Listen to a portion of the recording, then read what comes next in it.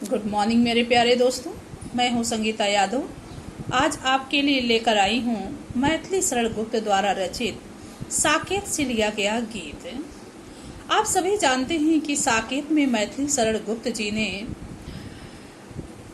उर्मिला और लक्ष्मण को नायक और नायिका बनाया है, जबकि रामचरितमानस में तुलसीदास जी ने राम और सीता को नायक और नायिका बनाया है। श्री रामचरितमानस की समस्त कहानी राम और सीता के इर्द गिर्द मंडराती है, लेकिन जो साकेत लिखा है मैथिली शरण गुप्त जी ने, ये साहित्यिक खड़ी बोली में लिखा है और इसकी समस्त कहानी लक्ष्मण और उर्मिला के इर्द गिर्द मंडरा रही है। तो इस गीत में भी उर्मिला का ही विरह व्यथा का वर्णन है। लक्ष्मण जब अपने भ्राता राम और सीता के साथ 14 वर्ष के लिए वन में चले जाते हैं, तब उस 14 वर्ष की अवधि किस तरह से उर्मिला व्यतीत करती हैं, अपने प्रियतम की याद में किस तरह से तड़पती हैं, विरह में किस तरह से जलती हैं, इस पूरे साकेत में वर्णित किया गया है। और इसमें जो गीत है इसी विरह दशा को दर्शा रहा है।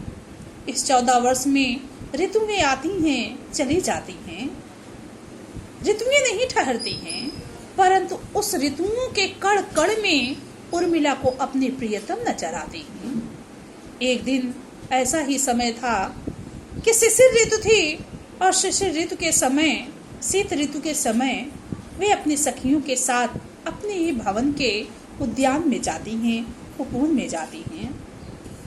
आप सभी जानते हैं कि शीत ऋतु में हिमालय पर्वत की तरफ से दूसरे देशों से हमारे देश में पक्षी उड़ करके चले आते हैं। तो खंजन पक्षी भी हिमालय पर्वत के आसपास रहता है और शीत ऋतु में बर्फ जम जाने के कारण वहाँ उसे भोजन नहीं मिल पाता है, तो वो स्थानीय क्षेत्रों में चला आता है उड़ करके। और उस खंजन पक्षी को जब देखते हैं तो देख करके अपनी सखियों से क्या कहती हैं, आगे देखा जाए। मेरे की सखी ये खंजन आए, हे सखी देखो ये खंजन पक्षी उड़कर इधर ही चले आए हैं। फेरे उन मेरे रंजन ने नयन इधर मन भाए।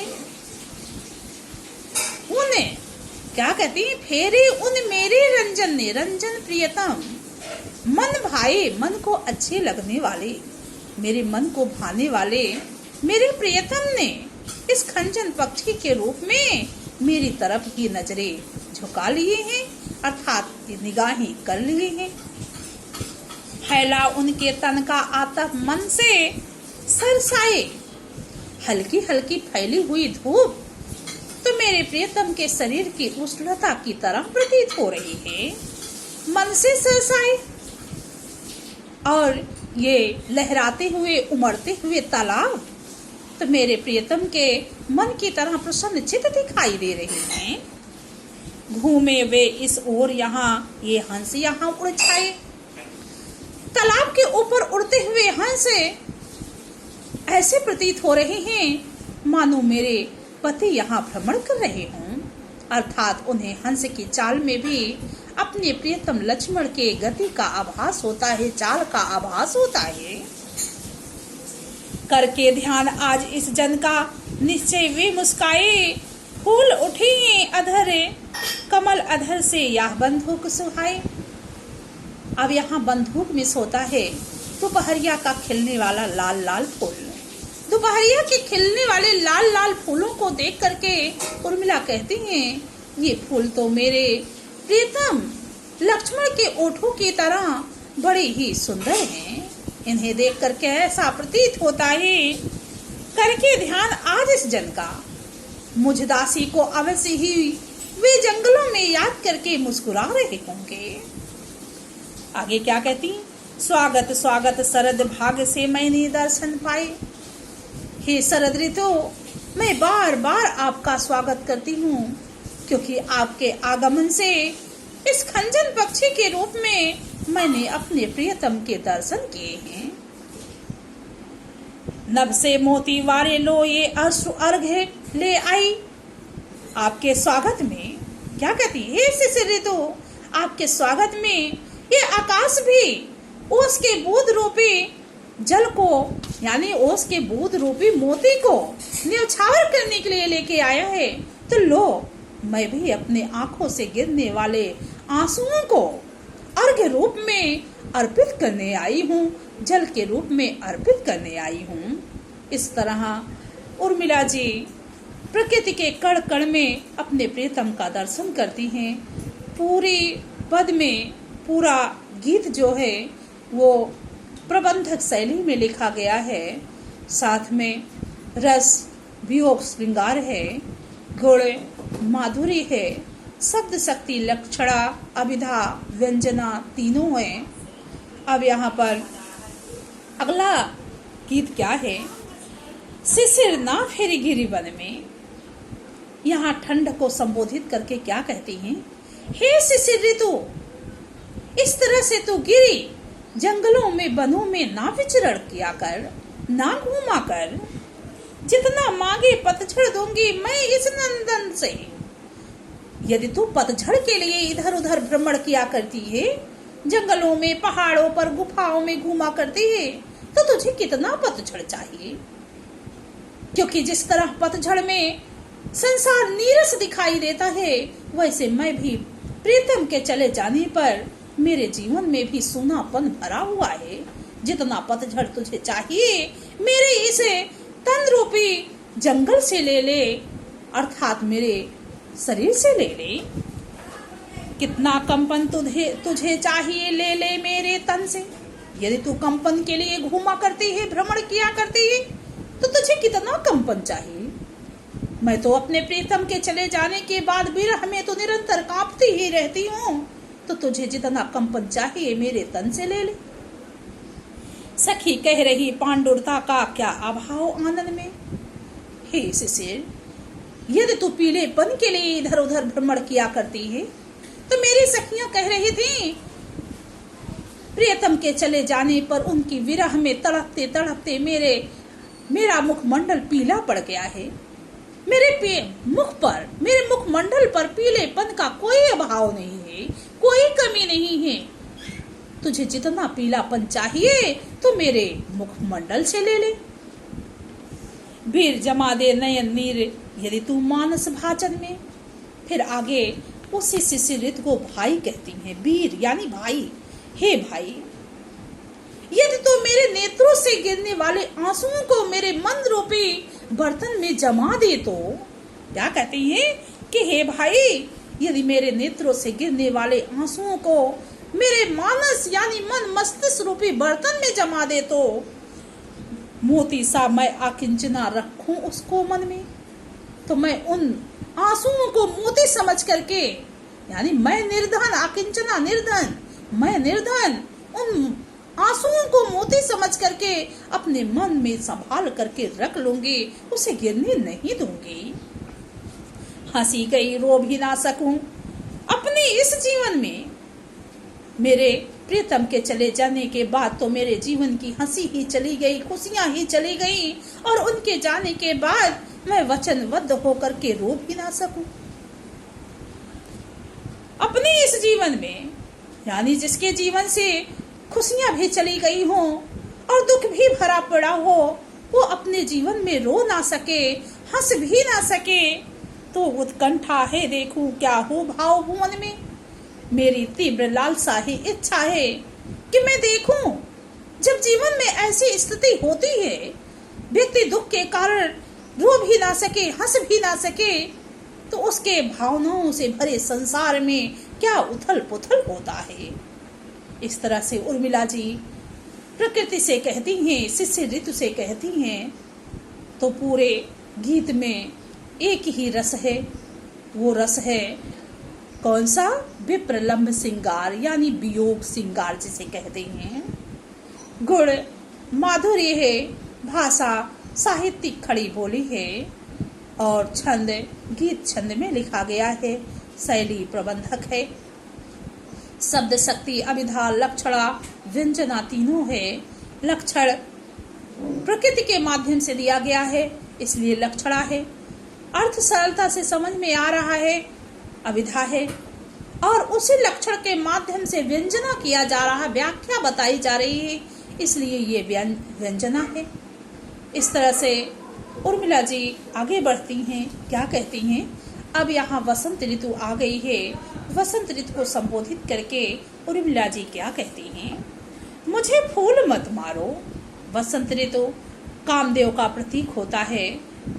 वसंत ऋतु के देवता कामदेव कहलाते हैं और कामदेव को संबोधित करके क्या कहती हैं? मुझे फूल मत मारो।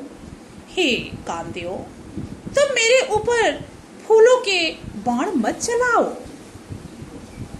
अर्थात तुम मेरे भाव को और अधिक मत बढ़ाओ, मुझे अपनी माया जाल में मत फंसाओ।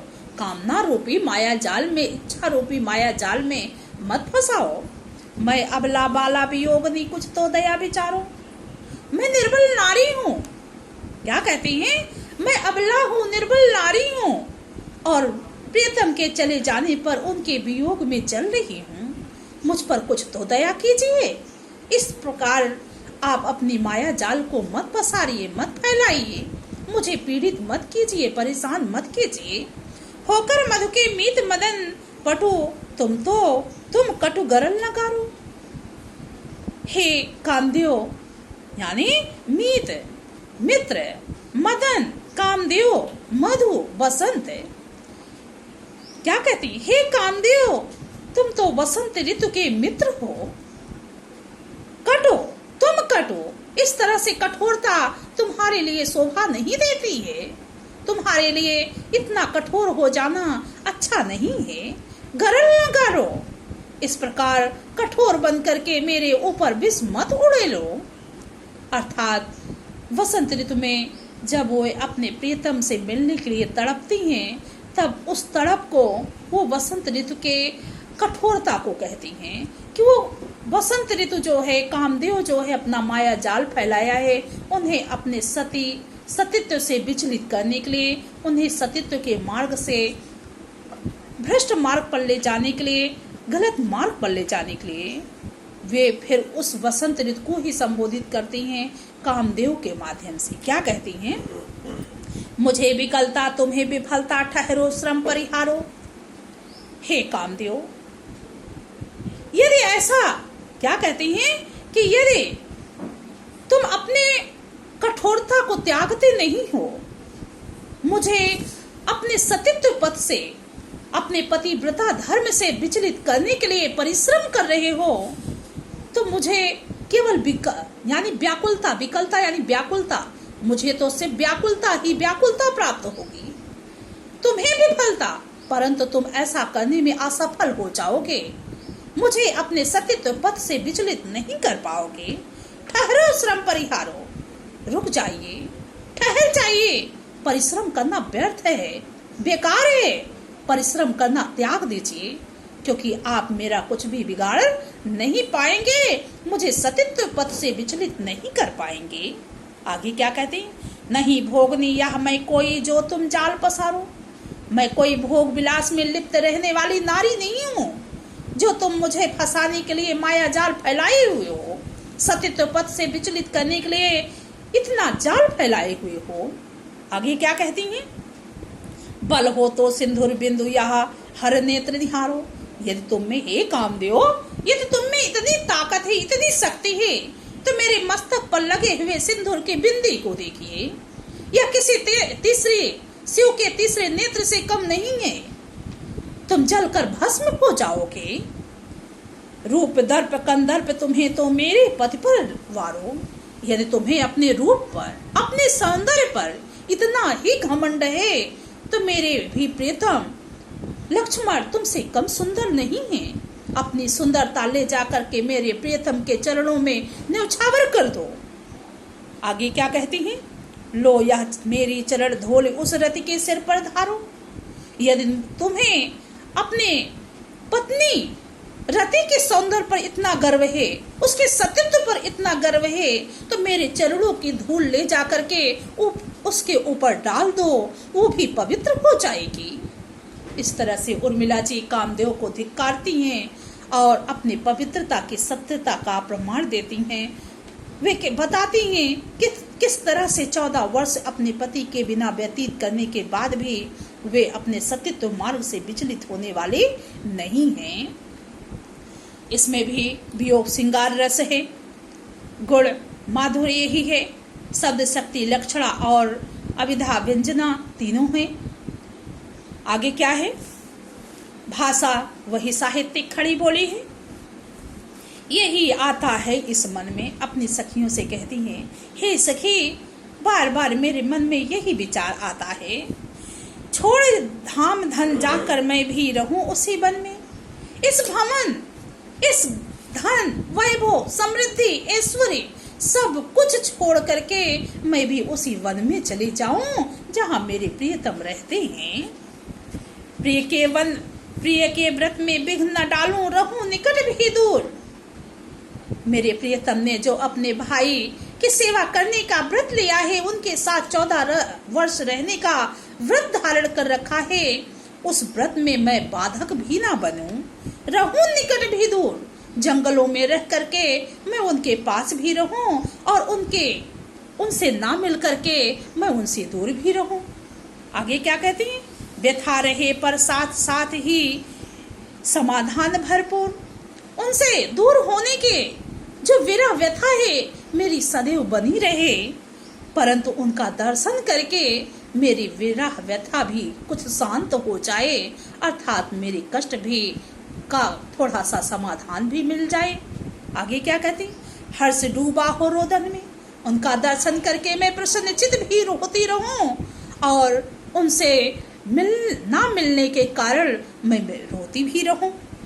यही आता है इस मन में। हे सखी, बार बार मेरे मन में यही विचार आता है। बीच बीच में उन्हें देख लूं मैं झुरमुट की ओट में, जंगल में लगे हुए सरपतों के झुरमुटों के बीच से दूर से ही मैं अपने प्रियतम लक्ष्मण का दर्शन कर लूं, उन्हें देख लूं। जब वे निकल जाए तब लौटूं उसी धूल में। जब वे आगे वहां से आगे बढ़ जाएं, कुछ दूरी पर निकल जाएं, तो मैं जाऊं उनके चरणों की धूल में लौटूं, अर्थात उसी से ही हमें संतुष्टि मिलेगी। आगे क्या कहती हैं? उनके चरणों की धूल को अपने मस्तक पर लगा लूं, अपने सिर पर लगा लूं। रहे रतवे निज साधन में, यही आता है इस मन में। इस प्रकार मैं उनका जंगलों में रह करके दर्शन करती रहूं, उन्हें देखती रहूं, वे अपने निरंतर कार्य में ही लगे रहें। बार बार यही मन में मेरे विचार आता है। जाती जाती गाती गाती कह जाऊं यह बात। अंत में उर्मिला जी सभी को संदेश देना चाहती हैं और संदेश देते हुए क्या कहती हैं? हे सखी, मैं गाते हुए जाते हुए और गाते हुए यह कह के जाना चाहती हूँ, धन के पीछे जन जगती में उचित नहीं उत्पात। इस संसार में धन के पीछे, वैभव के पीछे, संपत्ति के पीछे जो लोग उत्पात करते हैं, लड़ते हैं, झगड़ते हैं, ये उचित नहीं है, यह अच्छा नहीं है। प्रेम की ही जय जीवन में यही आता है इस मन में।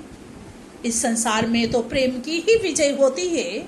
जहाँ प्रेम होता है वहाँ ही सुख होता है, जहाँ प्रेम होता है वहाँ ही शांति होती है। बार बार यही मेरे मन में विचार आता है। बच्चों, यहाँ पर भी उन्होंने कुछ संदेश दिया है तो शांत रस है, क्योंकि जहाँ शांत रस है वहाँ प्रसाद गुण है। जब संसार को संबोधित किया जाए, शांति की बात की जाए, मन मुटाव दूर करने की बात की जाए, झगड़ा लड़ाई से दूर रहने की बात की जाए, तो वहाँ रस शांत अपने आप ही हो जाता है। और जहाँ रस शांत होगा वहाँ गुण प्रसाद होगा। बाकी ऊपर की पदावली में जहाँ मिलने की बात कर रही हैं वहाँ विप्रलंब श्रृंगार है, जिसे वियोग श्रृंगार कहते हैं। भाषा साहित्यिक खड़ी बोली है, गुण प्रसाद है और माधुर्य है, शब्द शक्ति अभिधा लक्षणा व्यंजना है। अगर मैं अलंकार की बात करूं तो पूरी गीत में मानवीकरण किया गया है, क्योंकि प्रकृति में ही मानव का आरोप दिखाया गया है। इसलिए बच्चों पढ़ते रहिए, सुनते रहिए, जहाँ ना समझ में आए वहाँ पूछिए। अलंकार अलग अलग पंक्तियों में है। अलंकार मैं जल्द ही पढ़ाने वाली हूँ, वीडियो बनाने वाली हूँ। धन्यवाद। जितना हो सके वीडियो को शेयर कीजिए, लाइक कीजिए।